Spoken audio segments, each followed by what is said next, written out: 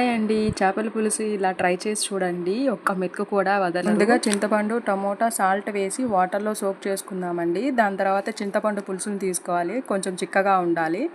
ఈలోపు ప్యాన్లో మనం ధనియాలు, మెంతులు, ఆవాలు, జీలకర్ర వేసి లైట్గా ఫ్రై చేసుకుందామండి. దాన్ని పౌడర్ చేసుకోవాలి.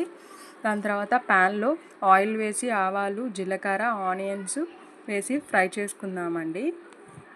దాని తర్వాత కొంచెం కరివేపాకు, టమోటాలు వేసిన తర్వాత కొంచెం కలిపాక పసుపు, ఉప్పు, కారం వేసుకోవాలండి. దాని ఇందాక కలుపుకున్నాం కదండి చింతపండు పులుసు, అది కూడా అందులో యాడ్ చేసుకోవాలి.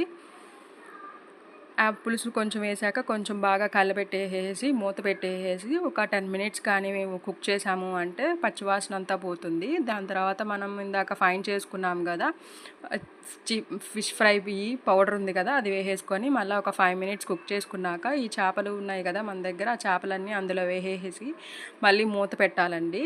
మూత పెట్టిన ఒక 5 మినిట్స్కి ఎంతో టేస్టీ అయిన చేపల పులుసు రెడీ.